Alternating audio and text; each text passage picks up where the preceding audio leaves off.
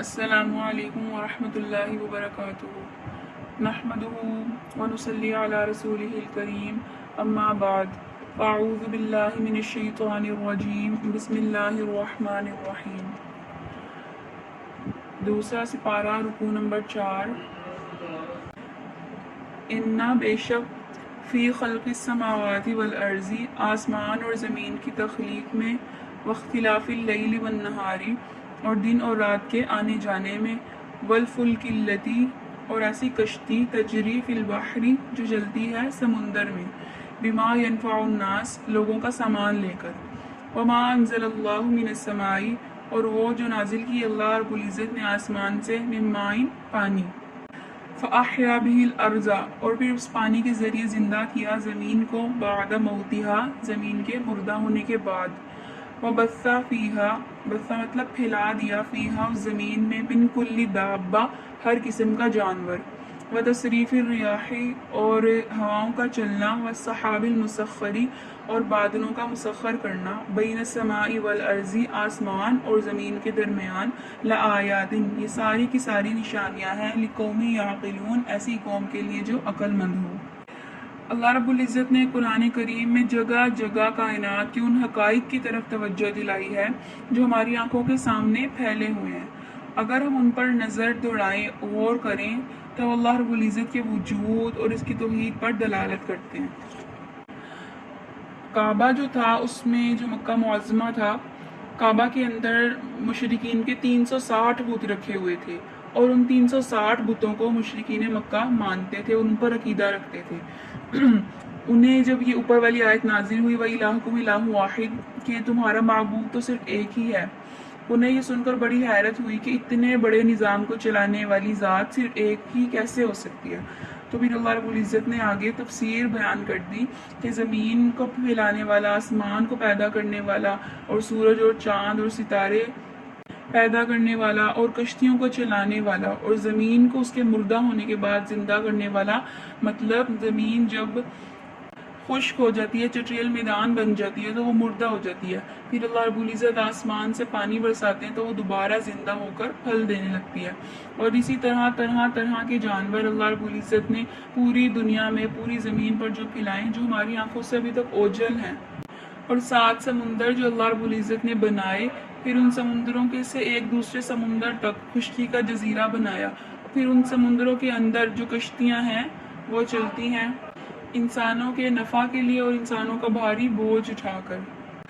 اسی طرح ہواؤں کا مسخر ہونا اور ستاروں کا رات کو نکلنا اور دن میں چھپ جانا، تو یہ ساری کائنات کو جو چلانے والی ذات ہے وہ صرف اور صرف اللہ رب العزت کی ذات ہے۔ اگر ہم اللہ رب العزت کی ان تمام نشانیوں پر غور کریں تو ہمیں صرف ایک عقیدہ نظر آتا ہے، وہ ہے عقیدہ توحید، کہ کوئی تو ہے جو ان ساری چیزوں کو چلانے والا ہے۔ مشرکین مکہ بھی اس بات پر تو یقین رکھتے تھے کہ آسمان اور زمین کو چلانے والی کوئی ذات ہے، لیکن وہ تقسیم کرتے تھے، وہ شرک کرتے تھے کہ 360 بت ہیں تو 360 ایسی ذاتیں ہیں جو آسمان اور زمین کو چلانے والی ہیں۔ ان کے نزدیک ایک ذات اور وحدانیت کا تصور ہی نہیں تھا۔ تو اللہ رب العزت نے یہ آیت مبارکہ نازل کر کے صاف بتا دیا کہ ان ساری تمام چیزوں کو چلانے کے لیے اللہ رب العزت کو کسی دوسری ذات کی ضرورت نہیں ہے۔ ایک مرتبہ قرآن مجید میں اللہ رب العزت نے ایک جگہ ارشاد فرمایا لَوْ كَانَ فِيهِمَا آلِهَةٌ إِلَّا اللَّهُ لَفَسَدَتَا کہ اگر زمین اور آسمان میں اللہ رب العزت کے علاوہ کوئی اور معبود ہوتا تو زمین اور آسمان تباہ ہو جاتے۔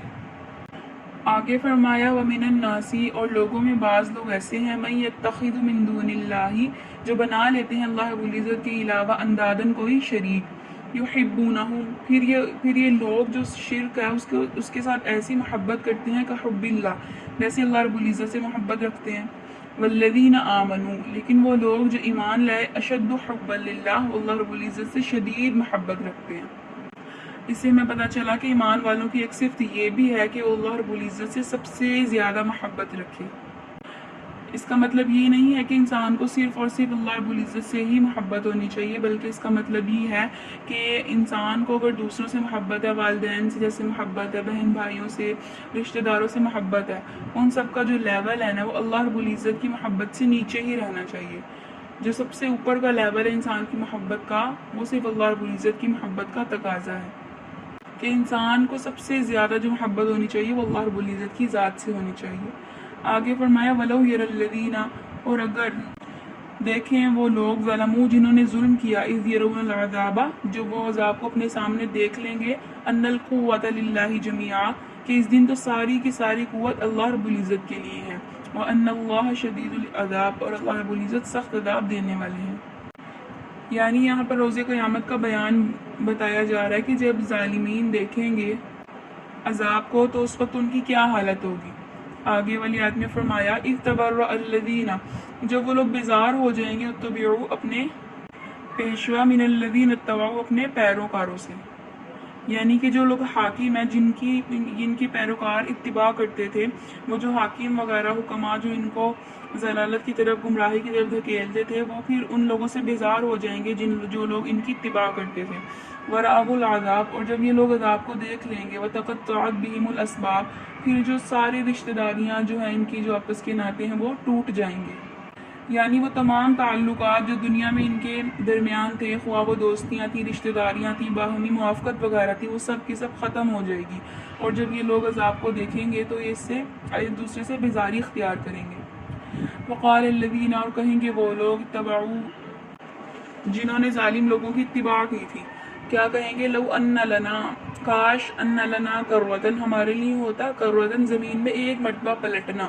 فنتبرأ منہم، تو آج ہم بھی ان سے بری ہو جاتے، کما تبرؤوا منا، جیسے کہ یہ لوگ ہم سے بری ہو گئے۔ یعنی اگر ہم زمین میں واپس لوٹنا ہمارا ایک مرتبہ دوبارہ ہوتا تو ہم لوگ بھی ان سے ایسے ہی بری ہو جاتے زمین پر، جیسے آج یہ لوگ ہم سے بری ہو گئے۔ زمین پر تو یہ ہمیں جہالت کی طرف دھکیلتے تھے اور کہتے تھے تمہیں تھوڑی عذاب چکھنا ہے، تو آج جب عذاب ہماری آنکھوں کے سامنے آیا تو یہ لوگ ہم سے بیزار ہو گئے۔ کذالک، اسی طرح، یریہم اللہ اعمالہم، اللہ رب العزت انہیں دکھائیں گے ان کے اعمال، حسرات علیہم، اور ان پر حسرت ہوگی اس دن، وما ہم بخارجین من النار، اور وہ دوزخ کی آگ سے نکلنے والے نہیں ہوں گے۔ یعنی جب اللہ رب العزت ان کے برے اعمال ان کے سامنے کریں گے تو انہیں نہایت حسرت ہوگی کہ انہوں نے یہ کام کیوں کیے تھے۔ اور ایک قول یہ ہے کہ جنت کے مقامات دکھا کر ان سے کہا جائے گا کہ اگر تم لوگ بھی فرما برداری کرتے تو کل قیامت، یعنی آج قیامت کے دن تمہارے لیے بھی یہ سب کچھ ہوتا۔ پھر وہ مساکن اور منازل جب مومنین کو دیے جائیں گے، اس پر یہ لوگ جو کفار ہیں وہ حسرت کریں گے اور ندامت کریں گے، کاش ہم نے بھی نیک اعمال کیے ہوتے، لیکن وہ پھر بھی جہنم کی آگ سے نکلنے والے نہیں ہیں۔ ان آیات مبارکہ سے ایک سبق ملتا ہے کہ ہمیں جو اس دنیا میں جو ہمارے پیشوا ہیں، شیخ ہیں، جو ہمارے حاکم ہیں، وہ ہمیں سوچ سمجھ کر چننے چاہیے، تاکہ کل قیامت کے دن ہمیں افسوس نہ ہو کہ ہم دنیا میں کن کی پیروی کرتے تھے، کن کے ساتھ اٹھتے بیٹھتے تھے اور کن کی مانتے تھے۔ کل قیامت کے دن افسوس سے بچنے کے لیے اسی لیے اپنے دوستوں کا، اپنے رشتہ داروں کا، اور جو حاکمین ہیں اور جو پیشوا ہیں، ان کا جو چناؤ ہے وہ صحیح طرح سے سوچ سمجھ کر کرنا چاہیے، تاکہ کل قیامت کے دن ایک دوسرے سے بیزاری کا سبب نہ بنے۔ اللہ رب العزت کہنے سننے سے عمل کی توفیق عطا فرمائیں۔ آخر دعوانا الحمدللہ رب العالمین۔